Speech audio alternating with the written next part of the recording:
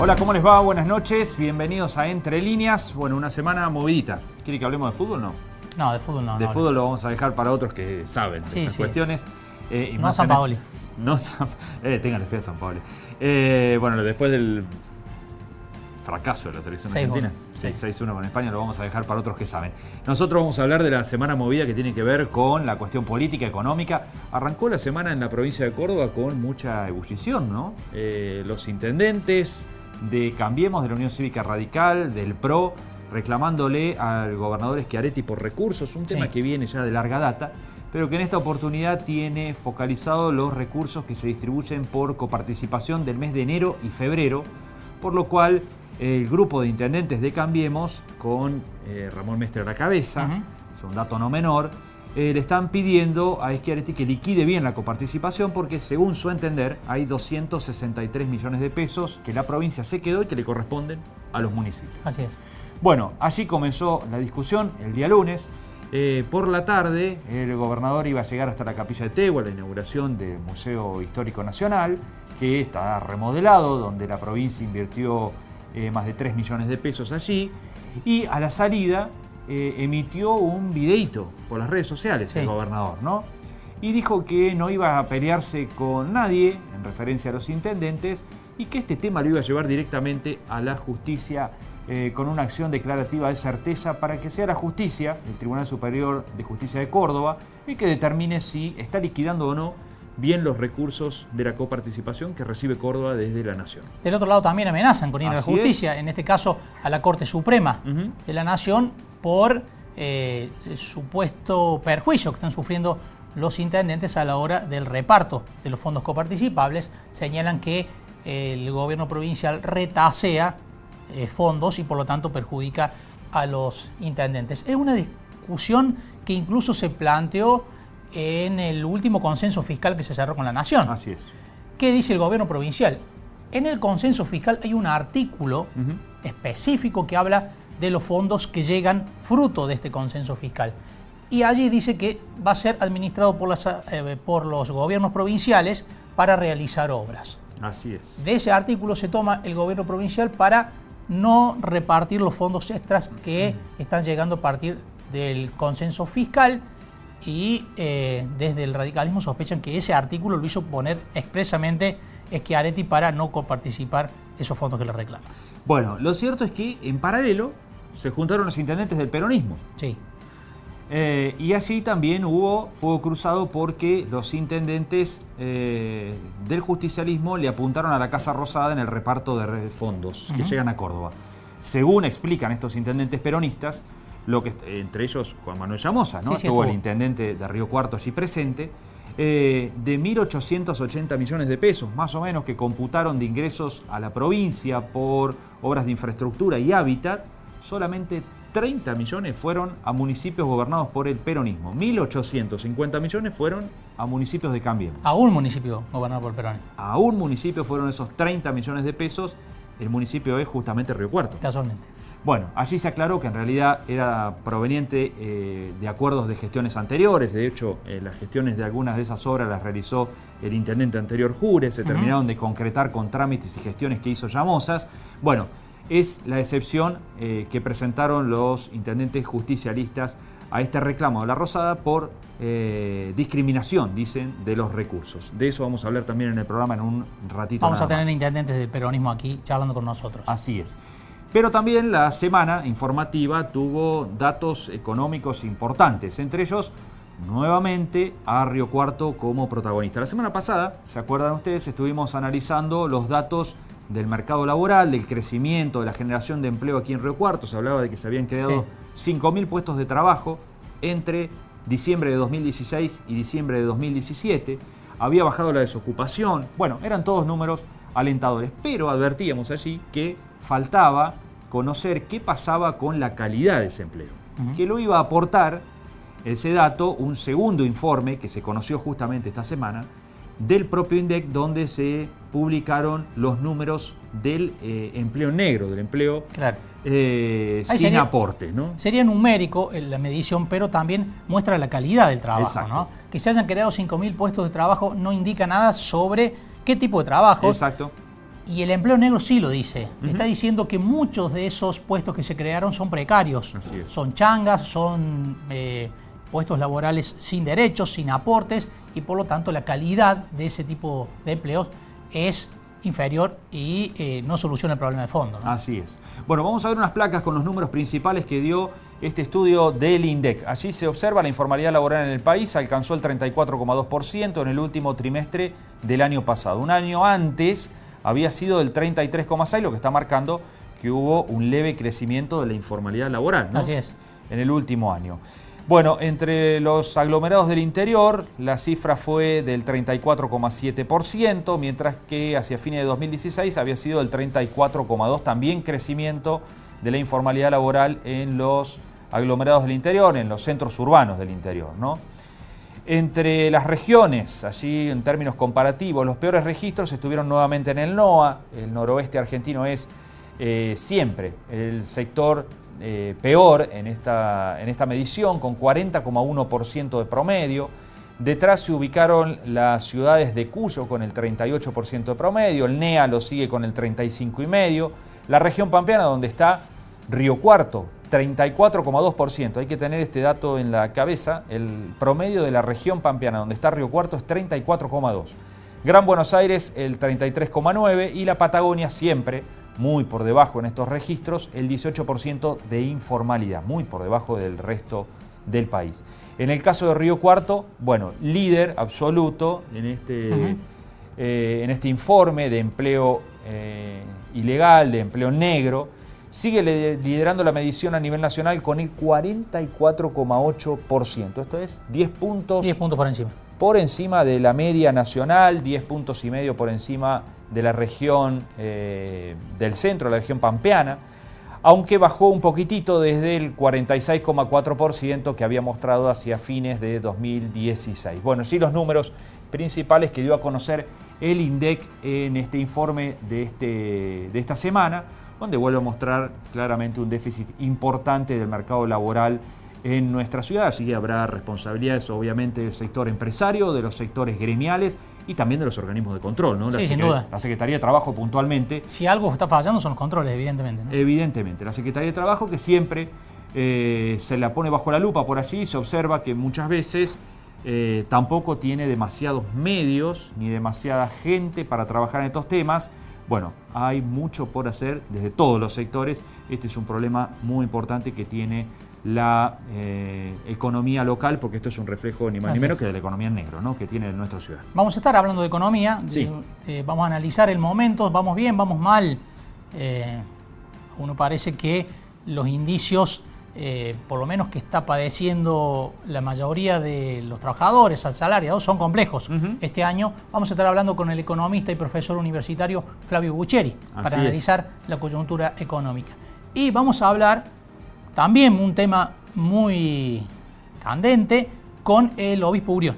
Lo vamos a tener finalmente al obispo de la diócesis de Río Cuarto, Adolfo Uriona, con quien vamos a hablar del significado de las Pascuas.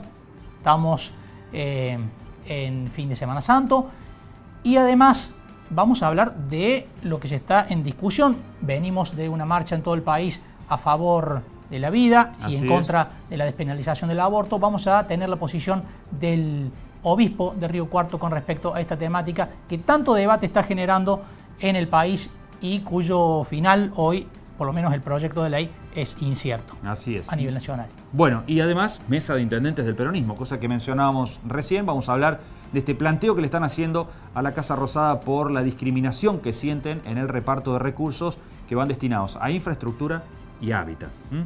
Vamos a los auspicios, ya tenemos aquí al primer invitado. Auspician este programa Bio 4, Alimentos Santa Rosa, Ente Municipal de Obras Sanitarias, Sociedad Anónima de Transporte Ciudad de Río Cuarto, Sociedad Rural de Río Cuarto, CESIS, Diego Cid, Consejo Deliberante, Gobierno de la Provincia de Córdoba, Gobierno de Río Cuarto, Universidad Nacional de Río Cuarto, Comuna de Chucul, Municipalidad de Monte de los Gauchos, Colegio de Abogados de Río Cuarto. Defensoría del Pueblo, Ciudad de Río Cuarto. Cotreco, Higiene Urbana. AEFIP, UPC.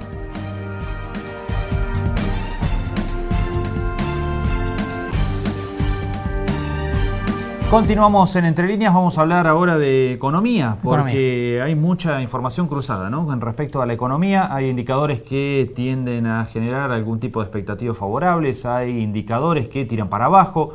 Vamos a ver dónde estamos parados y hacia dónde vamos, o al menos vamos a intentarlo. Está con nosotros Flavio Bucheri, economista, docente universitario. Flavio, como siempre, muchas gracias por venir. Gracias por la invitación cordial. Bueno, ¿estamos bien? ¿Estamos mal? ¿Vamos bien? ¿Vamos mal? Miren, Macri hace lo que puede, entre lo que se equivoca, lo que acierta, lo que le dejan, entre el peso de la herencia recibida y la falta de comunicación acerca del rumbo que Macri le quiere dar al país en términos de lo que sería el diseño de una política económica más o menos sensata, el país avanza.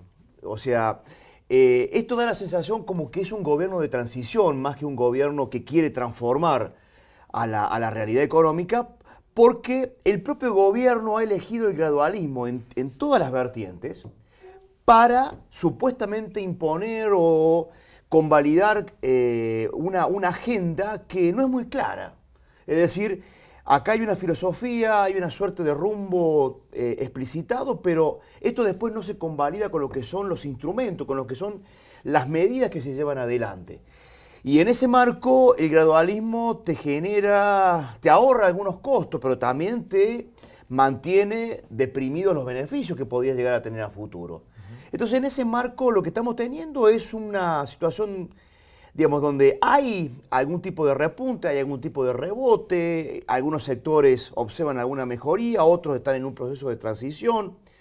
El Río Cuarto y la región, en este momento en particular, están fuertemente afectados por la sequía, con lo cual esto un poco le permite a la ciudad desengancharse de lo que es un poco una suerte de viento relativamente bueno a nivel nacional, con lo cual, salido de esto, estamos en un momento económico de mediocridad. No es un momento en donde ni crecemos a tasas chinas, ni hay expectativas, ni hay apuesta a favor del país o de un proyecto. No hay proyecto. Y el presidente se esmera en no comunicar eso. ¿Por qué? Porque blanquear un proyecto implicaría definir cuáles son los ganadores y cuáles son los perdedores. Y por ende, cómo se negocia para que haya una suerte de compensación de los perdedores. Entonces, en ese marco hay mediocridad, no hay rumbo de largo plazo, por lo menos el gobierno es responsable de que esta sensación se transmite y por ende, hoy en día estamos esperando si el Mundial nos va a permitir trasladarnos ya al 2019, con el resultado del partido último de la selección con España. Esto también un poco abre los interrogantes acerca de si Argentina va a tener un buen desempeño en el Mundial, y esto sería también una pésima noticia para el gobierno. ¿Por qué? Porque implicaría que los tiempos de espera de la política se reducirían fuertemente. Entonces, es un momento económico de transición. El gobierno espera y ansía constantemente las inversiones que tendrían que venir desde afuera para inyectar dinero y actividad al país. Sin embargo, vos decís que no hay proyecto y no hay rumbo claro. Sin proyecto, ¿se puede tentar de alguna manera las inversiones? Sí, tenés que darle garantías de que los retornos que vos vas a recibir se van a materializar. El problema está de que ni eso tampoco hay. Es decir, si vos tenés a un Hugo Moyano que por una cuestión judicial te genera una marcha que genera alarma en el gobierno, genera síntomas de atención por parte de la sociedad, los inversores que están afuera comienzan a ser más cautos que lo que eran antes de eso. Todos ustedes recordarán lo que fue el tratamiento de la ley de reforma previsional, en donde todo el mundo estábamos esperando de que en cualquier momento se produjera un muerto. Con lo cual, ¿eso qué iba a implicar? Iba a implicar, si eso acontecía, iba a implicar el helicóptero de la Rúa. Entonces, el tipo que está en Nueva York, que está en Londres, que está en cualquier país desarrollado, ve esas imágenes y ¿qué es lo que dice? Es la Argentina del 2001, es la Argentina del caos. Entonces, el presidente no tiene un proyecto, no tiene aliados que se vayan a jugar por ese proyecto y en el medio no tiene atado lo que son los resortes de cierta garantía de sostenimiento de un contexto que permita generar un clima de inversión. Entonces todo el mundo, ¿qué es lo que dice? Bueno, hagan el trabajo sucio cuando ustedes logren corregir los desequilibrios económicos y políticos, esto es, las trabas corporativas que impiden al país generar incentivos para la inversión, ahí vamos a venir. Mientras ustedes no hagan eso, no venimos. Entonces, en ese marco, y en el marco en donde el capitalismo que tiene Argentina es tremendamente salvaje y tremendamente costoso por las presiones rentísticas que tienen todos los sectores, fíjense ustedes hasta qué punto el presidente coincide con Cristina Fernández de Kirchner. Un video que se dio a conocer, Cristina hace dos o tres años atrás, hablaba acerca de, o deseaba de que los industriales de la huilla se fundieran. El presidente habló hace 15 días atrás acerca de que los empresarios eran llorones. Entonces, hay coincidencia por más de que los contextos políticos e ideológicos sean distintos o estén en las antípodas, hay consenso sobre cuáles son las trabas que tiene el país, cuáles son los elementos que determinan el costo argentino. Entonces, cuando ese costo vos no lo podés bajar, ¿por qué? Porque apenas tocas algo, tenés una manifestación, el país se para. Fíjense ahora que estamos teniendo problemas con los bancos, con lo cual no sabemos si la semana que viene los bancos van a abrir el martes, el miércoles o el jueves. Eso genera un montón de costos para, entre otras cosas, la actividad económica, la actividad comercial, la actividad industrial, la actividad financiera. Entonces, esto es lo que la dirigencia, los poderes corporativos no entienden. O si entienden, o mejor dicho, lo entienden en qué sentido. Saben de que cualquier transformación les va a reducir tremendamente las fuentes de renta. Entonces, mientras el gobierno no logra hacer esa transformación que implique reducir el costo argentino en todas sus vertientes, las inversiones van a estar frenadas. Fabio, mientras tanto hay problemas que el gobierno no logra solucionar. Déficit fiscal, inflación, ahora empezó el síntoma del dólar también últimamente. ¿Está fallando en estas materias? No, lo que pasa es que corregir los desequilibrios es tremendamente difícil. O sea, inclusive fíjense ustedes hasta que los principales economistas, amigos del oficialismo y de la oposición, y cuando hablamos de la oposición los economistas más serios, no tienen consenso acerca de cómo tratar estas cuestiones. ¿Por qué? Porque es un problema complicado hacerlo. Entonces, si el ajuste es muy rápido, sí, muy grande, y esto no implica bajar salarios, no implica bajar jubilaciones, sino que implica distribuir el ajuste en términos de lo que son digamos, a quienes el gobierno defina como que deben ser los que deben pagar el mismo. Si eso es muy grande, el ajuste es muy rápido, la respuesta del costo también es muy alto. Si el ajuste es gradual, los beneficios también son graduales.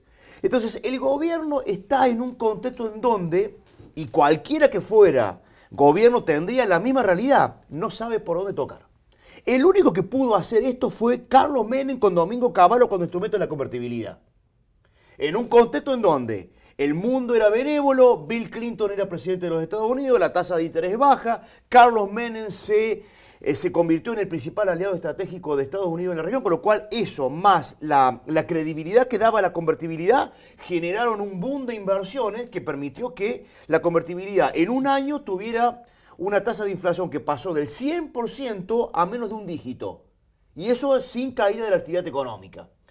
Con un proceso de privatización, reforma del Estado, aumento de la productividad y todo lo demás. Ahora, ese contexto no está, desapareció. Después sabemos lo que vino, después sabemos que el país deshonró todos los compromisos internacionales, entró en default, hizo cualquier cosa. Entonces los inversores internacionales conocen la historia de Argentina, saben de que este país no es un país fácil para venir a invertir, saben de que la tasa de rentabilidad es muy alta, pero tampoco saben, o también saben de que no tienen certeza de que la van a cobrar. Entonces este es el problema, acomodar este país no va a llevar un gobierno. Va a llevar por lo mínimo 3 generaciones. Entonces, el tema es cómo manejamos la ansiedad, cómo manejamos el momento para que tengamos una transición política que permitan que lo que va a hacer el gobierno genere ciertos consensos mínimos que después se convierten en políticas de Estado. Entonces, eso es lo que no está claro. Es decir, todos los días nos encontramos con que en parte real y en parte inventado por el gobierno, o en parte real y en parte convalidado por el gobierno, el clima de sensación que hay es que Macri no termina el mandato. Entonces, esto es lo que genera incertidumbre. Es decir, vos no podés salir afuera a vender maravillas cuando los inversores tienen más información que vos y saben lo que pasa en Argentina. Entonces, hay un montón de contradicciones, ya no del gobierno, de la sociedad, que hacen inviable cualquier política de corrección. Y esto es producto de que Argentina tiene 80 años de estos malabares, 80 años de esto de patear el problema para adelante. Somos expertos en eso. Lo que pasa es que corregir ciertos desequilibrios, como vos le llamás, tiene costos en el nivel de vida que tiene la gente y es difícil que lo acepte tan mansamente. Bueno, entonces ahí falla la estrategia comunicacional del gobierno en no decirle a la gente cómo estamos y hacia dónde vamos. Y por ende falla la estrategia de negociación política de tal manera de encontrar consensos mínimos para que la clase política distribuya los costos, no solamente en la sociedad, distribuya los costos dentro de la clase política. Porque este es otro problema. La clase política no quiere hacer el ajuste. El presidente anunció un recorte de cerca de 1.000 millones de pesos en términos de lo que eran cargos políticos para los familiares de funcionarios que estaban en la administración. Se fueron 12. Se fueron 12. Entonces vos decís, ¿quién le cree a Macri? ¿Se entiende? Entonces, a mí me da la sensación de que este es un gobierno de transición. Inclusive hasta muchos hablan de que Macri no... Hay que ver cómo transitamos de acá en el 2019. Otro podría ser la cabeza de Cambiemos. Y es más, hoy, en estos días, ya salen algunos referentes del macrismo de decir María Eugenia Vidal es una muy buena candidata para presidente. Entonces, en ese marco, los tipos que están afuera y que van a poner plata se manejan con información privilegiada. Entonces, los tipos saben lo que pasa acá. Entonces, en este contexto donde esto es siglo XX cambalache, nadie va a poner un mango. Inclusive, fíjense lo que le pasó a Duhovne hace 15 días atrás. Hace un roadshow en Europa para generar convencimiento del cambio de clima de inversión en el país, y un profesor de una universidad le dice, mira, acá usted tiene dos problemas en su discurso. Primero, usted tiene 80 millones de pesos en el exterior. ¿Por qué no lo lleva al país? Segundo, los argentinos tienen 400.000 millones de dólares en el exterior. Ya traer el 10% de eso sería un problema. Entonces, si ustedes tienen esto, ¿por qué no lo hacen ustedes? ¿Por qué no repatrian ustedes los capitales? ¿Por qué ustedes no generan convencimiento entre ustedes? Entonces son estas cosas las que el mundo no entiende.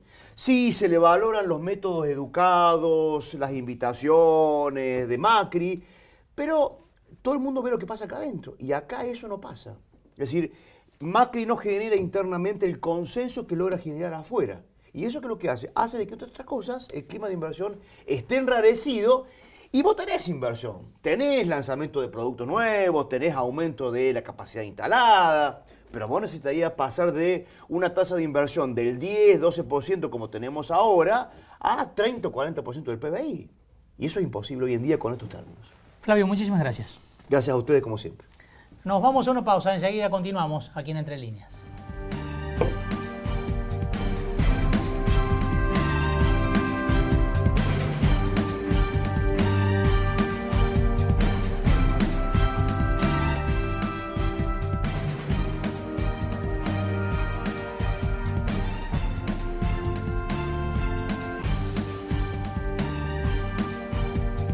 Bio 4, Bio 5, Bioeléctrica son nuestras unidades de negocios signadas por el asociativismo y la sustentabilidad. Bio 4 Argentina, sembrando innovación, trabajo en equipo y efectividad.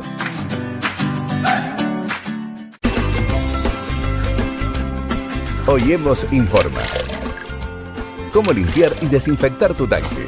El Hemos provee el recurso del agua y se encarga de que llegue hasta tu domicilio. Es importante que recuerdes que la limpieza de las conexiones internas de tu domicilio son de tu responsabilidad. Recuerda que una vez al año debes hacer la limpieza y desinfección de tu tanque. ¿Cuáles son los pasos a seguir? Cerrá la llave de ingreso y la válvula de la cañería interna. Abrí la válvula de limpieza y procedé a vaciar el tanque dejando un poco de agua para lavar el fondo con un cepillo y luego enjuagá. Llená el tanque y agregá 1 litro de hipoclorito de sodio o 2 litros de lavandina por cada 1000 litros de capacidad del tanque. Deja actuar 3 horas y elimina el agua clorada, haciéndola salir por todos los grifos de la red interna para la correcta desinfección. Llena el tanque y ya está listo para poner el mismo en funcionamiento. Tanque limpio. Cuidemos nuestra agua. Es única, es nuestra.